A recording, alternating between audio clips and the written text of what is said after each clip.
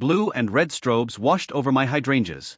A 14-year-old in basketball shorts, Brandon, shouted into his phone, reporting a barricade.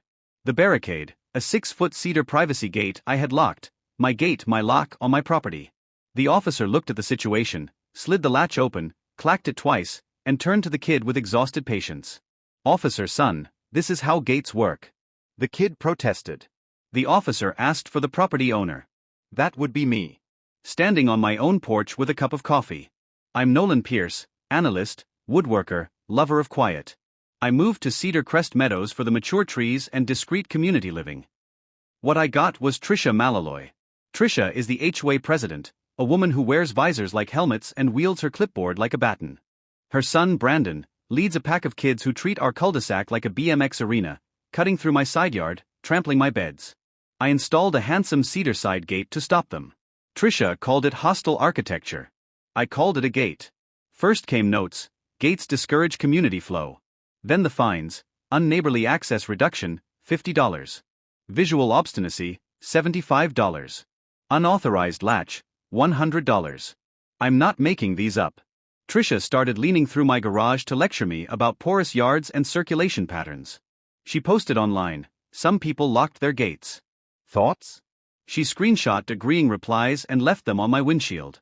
Brandon started testing the latch like a raccoon, leaving 14 tally marks scratched in Sharpie. Tricia showed up, measured my gate, and announced it was 1 in 2 freedom negative. I emailed her my Architectural Review Committee, ARC, approval with photos. She replied: approvals can be spiritually revoked. I found no satire. Saturday afternoon, everything came to a head. The boys came barreling down. The gate was shut. Brandon saw the lock and performed a tragic Shakespearean gasp. He rattled the gate, then called 911 to report illegal blocking of a public passageway. Brandon, to dispatcher: yes, it's an emergency. He won't let us through. Through his gate. Tricia arrived, pointing, clutching a wrinkled photocopy of a purported walking path from 1998 that was never built. She informed the officer my yard was technically an easement. She was so confident. The officer asked for documentation. Tricia, I had community memory and historical precedent. Then she slipped. She admitted testing the lock 3 times this week to verify the obstruction. She called my locked property community adjacent. I walked calmly to my office and returned with receipts. The recorded plat map, my recent survey, the HOA's bylaws stating owners can install and secure fencing, and the ARC approval form with Tricia's own signature. The patrol sergeant radioed county zoning. Zoning texted back: no easement on lot 42. Property lines confirmed per recorded survey. Then I pulled up my Ring camera footage. The officer leaned in. There was Tricia lifting my latch with a butter knife 3 days ago. There was Brandon yanking the gate. And yesterday, Tricia whispering to her son. Tricia, on camera: if it breaks, it was loose. We just found it that way. The officer's eyebrows rose. He asked Tricia if she'd like to revise her statement. She said the camera angle was misleading. Scene 2, the crash. Cedar Crest held a special meeting 2 weeks later. Half the neighborhood came for the drama, the other half for the Costco cookies. I had requested the meeting through official channels. Tricia showed up in her power visor. I presented my case with slides.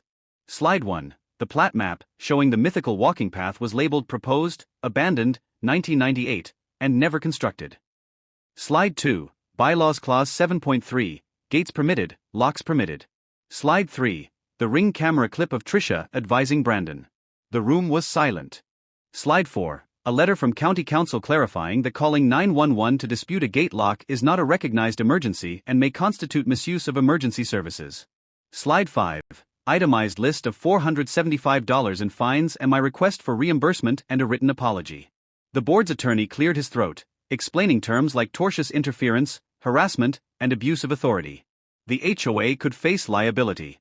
The vote to rescind my fines passed 7-0. Tricia abstained. Then came the real stunner, a motion to censure Tricia for instructing minors to trespass and to remove her president perks, her storage shed key, reserve parking spot, and $100 monthly stipend. Tricia, but the shed is my office. Trejura, it stores folding chairs, Trissa. The vote passed 6-1. Tricia lost the presidency. She also gained a court-ordered boundary lesson, a civil injunction requiring her and Brandon to stay 5 feet from my fence unless invited. The judge reviewed my evidence and expressed concern. The filing fee alone cost her $300. The HOA issued a formal respect the gate policy, using my latch as the official example. Brandon now takes the long way on his bike loops. As part of his court-ordered community service, he spends 40 hours repainting the fences he tested. Tricia sat frozen as the board collected her key, placard and clipboard, staring at the cookie tray she could no longer reach from her new seat in the back.